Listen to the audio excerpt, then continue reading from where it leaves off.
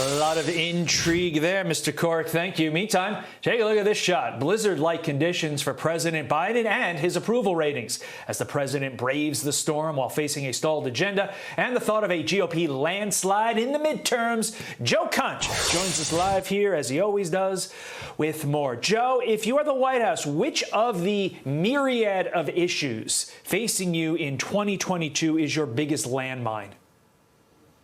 Right now, and I never thought I'd say this a year ago, it's COVID, quite frankly, Todd, because this is something, the situation we're in now, that the administration, by their own admission, said they didn't see coming with this particular variant. It's so damaging to the president and his team right now. A team, by the way, that was supposed to be comprised of, the adults in the room, experienced adults. But the messaging has been so patently poor to this point of it's pathetic. You have the president on the beach while on vacation, wearing a mask, while the First Lady is not. There isn't a person within 500 feet of them. What does that say about the effectiveness of the vaccine? Then you have Dr. Anthony Fauci now saying that a negative COVID test may be needed before people end isolation periods. Has he tried to get a test lately? There's a massive shortage. And according to someone I may or may not share this house with, that is a doctor, she says that PCR tests can return positive several weeks and even months after infection. On inflation, if you want to go to the economy, it obviously isn't transitory. It's here to stay in 2022,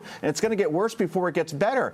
Build Back Better is essentially dead. The vice president's rehabilitation media tour over the holiday break was a craptastic mess. So Democrats right now, Todd, they have no bumper sticker to run on, right? That one or two things they could point to and say, all right, here we are. This is what we're doing. They can't run on COVID. They can't run on the economy. They can't run on fighting crime, the border, foreign policy. And these are the adults in charge. The American people, they appear to be poised to make a managerial change at this point, and maybe even a possible call to the bullpen on the president himself in 2024 as far as a primary challenger.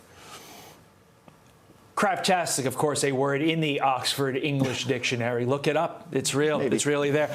Joe, let's look at these numbers. I mean, these numbers, I think, bear it out. And it's important to keep in mind that these numbers, if you can see in the bottom of your screen, it says December 19th to December 21st. This is really a poll that was taken well before all these testing issues really hit the fore. And these still aren't good for Joe Biden. 42% approve, a whopping 50% disapprove, and on the economy, a whopping 53% disapprove. So with that said, it seems like all this White House does is double down on its failed policies. Why? Why haven't they done anything to change these numbers, Joe?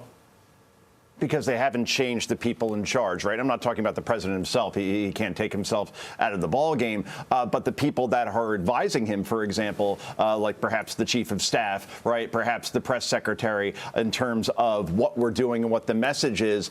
These folks are still there. And until you make those changes, the messaging will still be the same. It will be, no, we really, really have to pass Build Back Better and spend trillions of more dollars, because that's going to lower inflation and the deficit, which, of course, will not happen. Right, in terms of crime, maybe have the president do a big speech flanked by police officers and police unions and saying this will not stand anymore, and you just don't see it. They just, as you said, keep doubling down, hoping that things will change, that conditions will change, and it ain't going to happen. And we're looking at a red tsunami now, Todd, in November. There's no doubt about it. Even Democrats will tell you we're in big, big trouble.